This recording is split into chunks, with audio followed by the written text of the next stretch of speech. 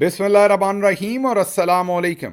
12 जनवरी पाकिस्तान में पीर की सुबह और आसिम मुनीर्स डिफेक्टो फॉर्म 47 मिलिट्री राज डे 44। अब चलते हैं आज की अहम खबरों की तरफ। काफ़ी सारी अहम खबरें हैं, जैसा कि ईरान के अंदर सूरत हाल बतदरीज ख़राब हो रही है, हालात तशवीशनाक हैं। एक तरफ ईरानी हुकूमत जो है वो फ़ौज को बुलाने की बात कर रही है या बुला चुकी है, तो दूसरी तरफ सदर ट्रंप कह रहे हैं कि ईरानी क़यादत ने उनसे मुज़ाकरात के लिए रब्ता किया है। साथ ही वो ये कहते हैं कि शायद हम मुज़ाकरात ना करें और उससे पहले ही हमला कर दें। अब ये मामलात सूरत हाल को ज़ाहिर है तशवीशनाक बना रहे हैं, तो इस पर बड़ी तफसील से बात करेंगे। लेकिन पहले ज़रा कराची का अहवाल आपके सामने रख दें, क्योंकि कल जब हमने अपना आखिरी व्लॉग किया था तो उस वक्त अभी सुहेल अफरीदी जलसे में नहीं पहुंचे थे। ये तो आपने देख लिया था कि कितनी बड़ी तादाद में वहाँ पर आवाम आई थी।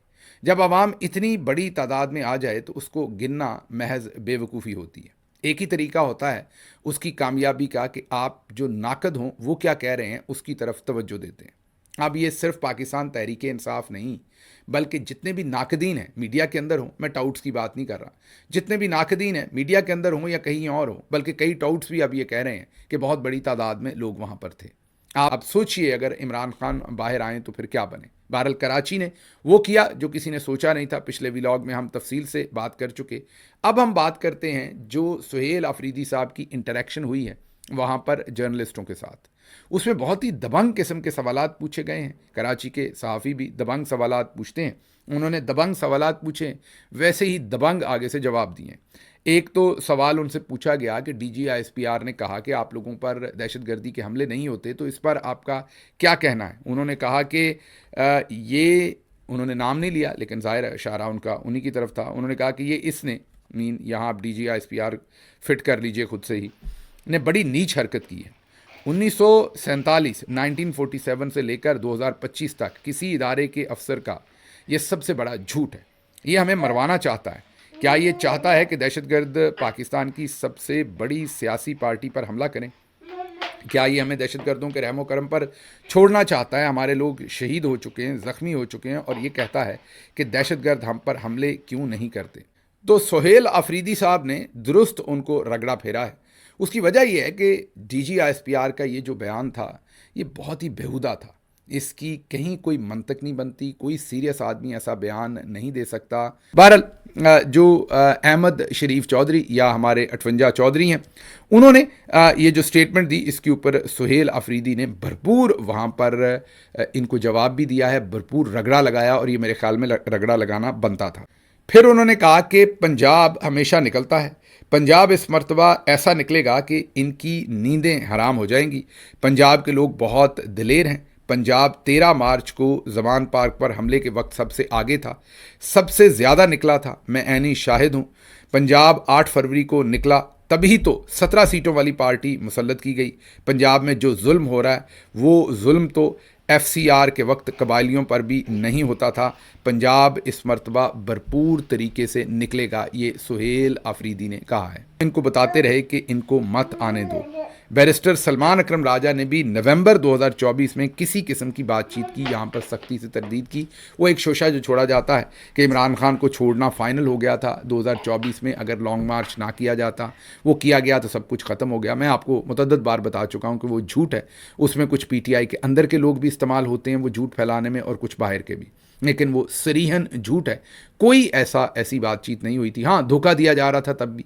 याद होगा आपको कि आज़म सवाती साहब को भी अंदर भेजा था सुबह 7 बजे, मत भूलिए। सेनेटर आज़म सवाती साहब आजकल नज़र कम आते हैं, शायद तबीयत उनकी ख़राब है तो, लेकिन आजकल नज़र कम आ रहे हैं। जब से सेनेटर बने हैं उसके बाद से वो माशाल्लाह से, अल्लाह उनको सेहत दे, मेरा ख्याल तबीयत वो, ये ज़रा फुटेज देख लीजिए। ये खैबर, ज़िला खैबर वादी तीरा की ये फुटेज है, जब हम सब अपने घरों में आराम से बैठे होते हैं और ये कहते हैं कि बस DGISPR साहब आपके और हमारे सबके पैसों के ऊपर। बात तो ऐसे करते हैं कि जैसे DG साहब जो है ना 58 में से पैसे निकाल के लाए हैं, और ऐसे बड़े क्लेम के साथ उनका होता है कि ऑपरेशन तो होगा, हमें किसी की इजाज़त की ज़रूरत ही नहीं। भाई आपको बाबा कौम बता के गए 1948 में स्टाफ कॉलेज में कि ये आपका काम नहीं है, सिविलियंस ने पॉलिसी बनानी है, आपने फॉलो करनी है। आप यहाँ बाबा कौम के भी बुज़ुर्ग बने हुए हैं और आप यहाँ कहते हैं कि मुझे कोई पूछने वाला ही नहीं है, हमने करना है ऑपरेशन, और पैसा सारा कौम का लगता है।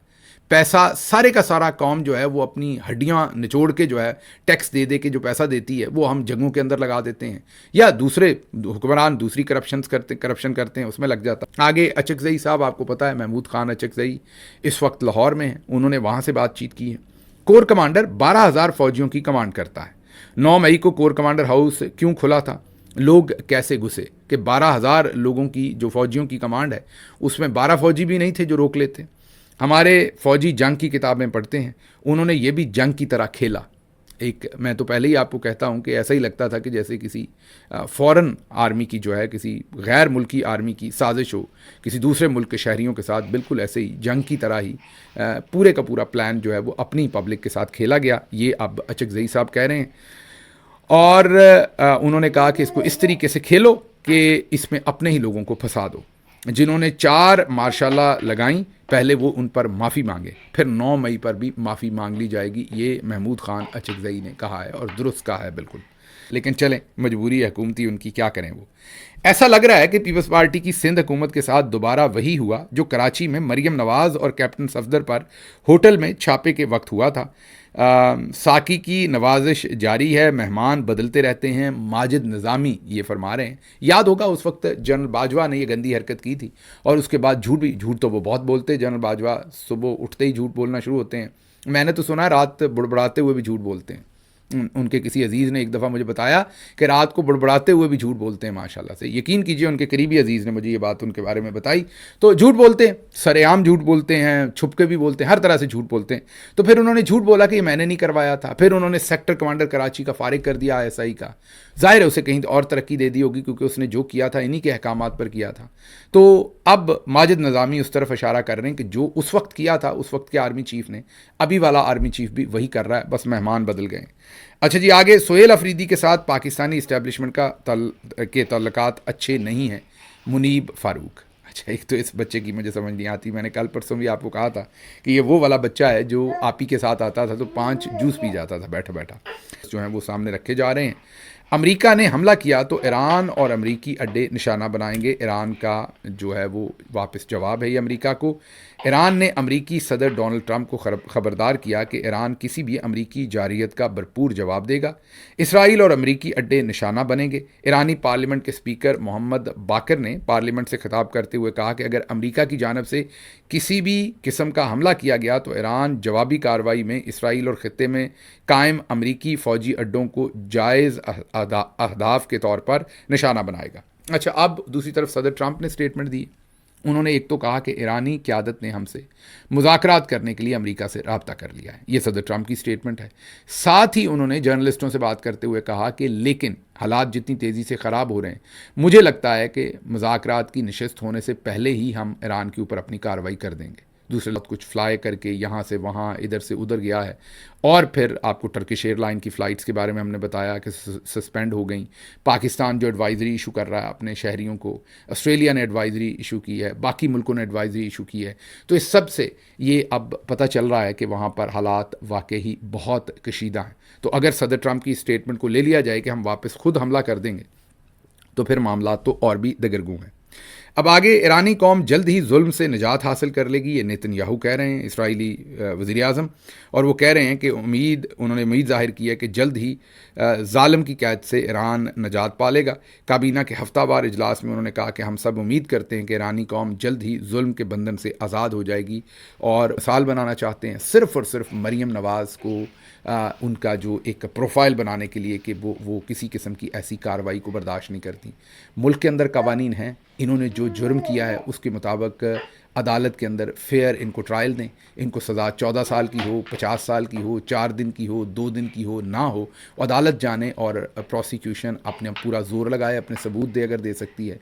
लेकिन ये जो RPO और DPO गुजरावाला है, ये जो साजिश रचा रहे हैं कि इनका पुलिस मुकाबला करके कत्ल कर दिया जाए, जो हमारे ज़राए पुलिस के अंदर से हमें ये क्लेम करके बता रहे हैं कि ये फरमाइशी किस्म का मुकदमा इन पर दर्ज करवाया गया है, इनको पकड़ लिया गया है, और अब जानबूझ के इनका जाली झूठा पुलिस मुकाबला बनाकर खातून को शायद ना मारें, मर्द को जो उमैर उर्फ उमैरी है उसको शायद कत्ल कर दिया जाए। तो हम यहाँ से ये वार्निंग देते हैं एक शहरी के तौर पर पुलिस के DPO और RPO को कि आप ऐसे ये जो गैर कानूनी पुलिस मुकाबले हैं, मावराए अदालत कत्ल हैं जो, इनसे बाज रहें क्योंकि कल को आपका इस पर एहतसाब होगा।